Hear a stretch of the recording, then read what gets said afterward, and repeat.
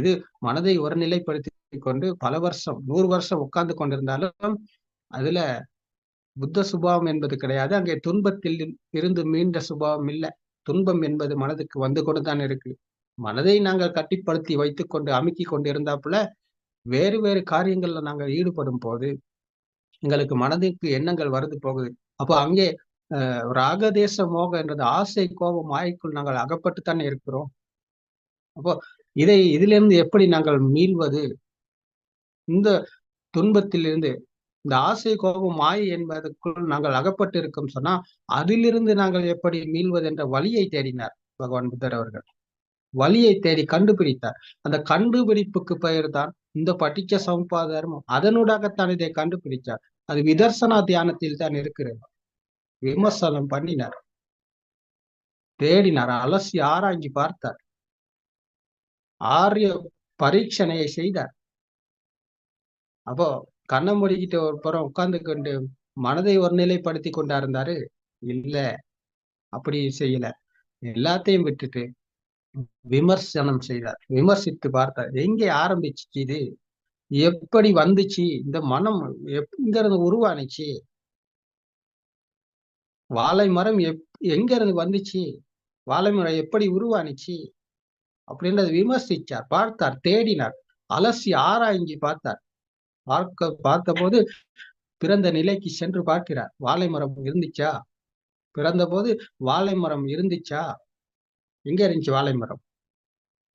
அப்படி ஒண்ணு இருந்துச்சா? இல்ல. பிறந்த போது பிறந்த நிலைக்கு சென்று பார்த்தா வாழை மரம் அங்க கிடையாது. வாழை மரம் ஒண்ணு இருக்கல. பிறந்த பிஞ்சு குழந்தைக்கு வாழை மரம் இருக்குதா? இல்ல. அங்கே சென்சார் சிஸ்டம் ஒண்ணு ஓடிக்கொண்டிருக்கு. கண்களுக்கு வர்ணம் தெரியுது, காதுக்கு சத்தம் கேட்குது, மூக்கு நாக்கு உடல் என்ற சென்சர்கள் இயங்குது. ஆனால் அங்கே மனம் ஒண்ணு கிடையாது. ஆன்மான்ற துஷ்டி ஒண்ணு அங்க இல்ல. அப்ப வாழை மரம் அங்க இருக்குதா? குழந்தைக்கு வாழை மரம் இருக்கா? குழந்தைக்கு வாழை மரம் இருக்கல. அப்ப அம்மா இருக்காங்களா? அம்மா இருக்கல. அப்பா இருக்காங்களா? அப்பா இருக்கல. தென்னை மரம், மாமரம், எக்ஸெட்ரா எக்ஸெட்ரா என்ன இருக்குது? என்ன இருக்கு? ஒண்ணும் கிடையாது அங்க. அப்படி ஒண்ணு உருவாகி இருக்கல. அப்ப எப்படி இது உருவானுச்சு? எங்க ஆரம்பிச்சு? எப்படி உருவானுச்சு? இந்த விமர்சனத்தை தான் செய்து பார்க்கிறார். கயாசிசி போதி மூலையில இந்த இந்த இன்றைய தினம் என்று சொல்லும் இந்த பௌத்தர்கள் சொல்லும் இந்த கதையை, இந்த படிச்ச சமுப்பாதை தர்மத்தை தான் போதனை விமர்சிச்சு பார்த்தார். 2500 வருடங்களுக்கு முதல்ல இந்த வெசாக் தினத்தன்று, இந்த வெசாக் தினத்தன்று இந்த பட்டிச்ச சமுப்பாத தர்மத்தினோடாகத்தான் விமர்சித்து பார்த்து புத்த சுபாவம் அடைகிறார் என்றால் அவர் பிறந்த போது ஒண்ணும் இருக்கல, ஏதும் இருக்கல. கண்களுக்கு வர்ணம் தெரிஞ்சிச்சு. ஆனால் இது வாழை மரம் என்று குழந்தைக்கு போடப்பட்ட விடயத்தை பிடித்து கொண்டதனால் அது பிடிப்புக்குள் உருவானுச்சு வாழை மரம். கண்களுக்கு வர்ணம் தெரிஞ்சிச்சு, காதுக்கு சத்தம் கேட்டுச்சு. மொண்டிசோரிக்கு போனப்போ மொண்டிசோரியில இருந்து சொன்னாங்க டீச்சர், என்ன சொன்னாங்க? குழந்தை, இது வாழை மரம். கண்களுக்கு வர்ணத்தை காட்டி காதுகளுக்கு சத்தத்தை கொடுத்தாங்க. அப்ப சத்தமும் வர்ணமும் இணைஞ்சிச்சு, பெயரும் உருவமும் இணைஞ்சிச்சு. இணைந்த இணைப்பால் உருவானுச்சு அங்கே வாழை மரம் என்று. அங்க ஒரு உணர்வு பிறந்தது. அந்த உணர்வுக்கு பெயர் தான் துஷ்டி, ஆன்மா என்ற துஷ்டி. அங்கேதான் மனம் உருவாகுது. அதுக்கு முதல்ல மனம் ஒண்ணு உருவாகி இருக்கல, அங்கே ஒரு துஷ்டி உருவாகி இருக்கல. அப்போ வெளியில் இருக்கிறது என்ற வர்ணமும் சத்தமும் இணைந்த போத இணைப்பினூடாக இங்கே ஒரு பவர் உருவாகுது. அந்த பவர் தான் துஷ்டி. அந்த அந்த பவருக்குத்தான் இங்கே அப்போ வேல்யூ அதிகமாகி போகுது. வாழை மரம் வெளியில் இருக்குன்னு சொன்னா அதுக்கு ஒரு மதிப்பு வருது. வெளியில் இல்லாட்டி எங்க இருக்கு மதிப்பு, பெருமதி? மதிப்பு வந்ததுக்கு காரணம் இருக்கிறது என்ற துஷ்டியின் காரணமாகத்தான். வாழை மரம் இருந்தா அதுக்கு ஒரு மதிப்பும் இருக்கு. இது வாழை மரம், இது சீனி வாழை, இது புளி வாழை, இது எம்பும் அப்படின்னு சொல்லி ஒவ்வொரு வாழை இன்றைக்கு உருவாகி இருக்கிறதுன்னு சொன்னா அது எல்லாமே காரணம் இருக்கிறது என்ற துஷ்டியின் காரணமாகத்தான். இல்லைன்னு சொன்னா எங்க இருக்கு பெருமதியும் மதிப்பும்? அப்போ பெருமதியும் மதிப்பும் உருவானதுக்கு காரணம் இருக்கிறது இந்த துஷ்டி. வெளியில் இருக்குது, வாழை மரம் இருக்கு. வாழை மரம் இருந்தா அப்போ அதை பார்க்கும் நானும் இங்கே இருக்கிறேன், அதை கேட்கும் நானும் இருக்கிறேன், அதை உணரும் நானும் இருக்கிறேன். இங்கேதான் நான் உருவானேன். அது வரைக்கும் நான் என்று ஒருவர் இங்கே இருக்கல. வெளியில் இருக்கிறது என்று எடுத்துக்கொண்ட போது, வெளியில் இருக்கிறது என்று எடுத்துக்கொண்ட போது, "ஏதம் மம ஏசு அமஸ்மி ஏசுவோமி அத்தா." அப்போ அந்த வாழைமரம் என்ற எண்ணத்தில் தான் நான் பிறந்திருக்கிறேன். வாழைமரம் இருக்கிறது என்ற துஷ்டியில் நான் பிறந்திருக்கிறேன். பிறந்தது இந்த உடலில் அல்ல. உடலில் நான் என்று இங்கே ஒருவர் இல்ல. உடல் என்பது என்னுடையது கிடையாது.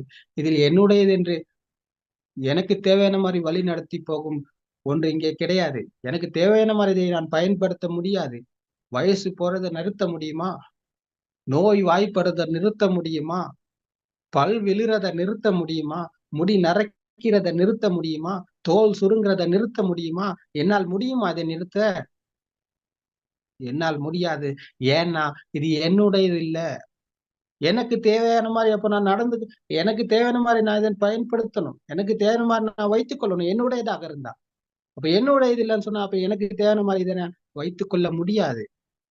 அப்போ உடலில் நான் இருக்கேனா? என்னுடையதுன்னு சொல்லி ஒண்ணு இருக்குதா? கைகள் இல்லாத மனிதர்கள் இன்னைக்கு உலகத்தில் இல்லையா? கால்கள் இல்லாத மனிதர்கள் உலகத்தில் இல்லையா?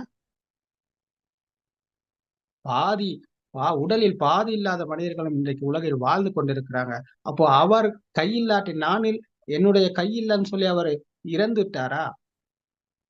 இல்ல. கால் இல்லன்னு சொல்லி இறந்து விட்டாரா? இல்ல. அப்போ கை என்னுடையதா? இல்ல. கால் என்னுடையதா? இல்ல. அப்போ இந்த உடலில் நான் இருக்கேனா? இல்ல. எங்க இருக்கேன் நான்? வெளியில் இருக்கிறது என்று எடுத்துக்கொண்ட எண்ணத்தில் நான் இருக்கிறேன்.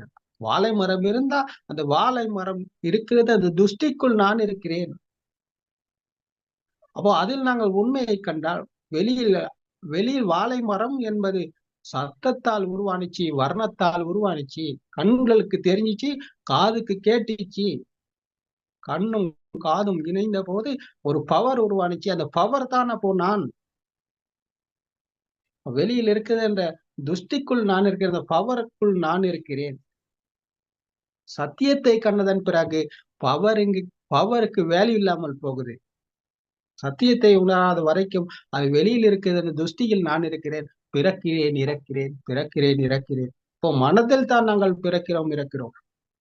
அப்போ இந்த நொடியில் வந்த எண்ணத்தில் நாங்கள் பிறக்கிறோம், இறக்கிறோம். வாழை மரம், தென்னை மரம், மாமரம், பலாமரம். அம்மா, அப்பா, வீடு, வாசல் எல்லாம் இருக்கிறது. திருஷ்டியில் மனதில் நாங்கள் பிறக்கிறோம், இறக்கிறோம்.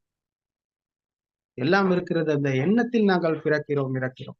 எந்த எண்ணம் வந்தாலும் இந்த நொடிக்குள் வரும் எண்ணத்தில் நாங்கள் உண்மையினை நம்பிக்கொண்டு வாழும்போது அந்த எண்ணத்தில் நாங்கள் பிறக்கிறோம், இறக்கிறோம். பிறப்பு, இறப்பு என்பது வெளியில் நடக்கும் கதை அல்ல. இது மனதில் நடக்கும் கதை என்பதை பகவான் புத்தர் அவர்கள் தெளிவாக கூறுகிறார்கள். அப்போ இந்த இந்த நொடியில் வரும் எண்ணத்தில் நாங்கள் உண்மையை கண்டால் வெளியில் அல்ல, இது மனதில். மனதிலும் உண்மை இல்ல அப்போ.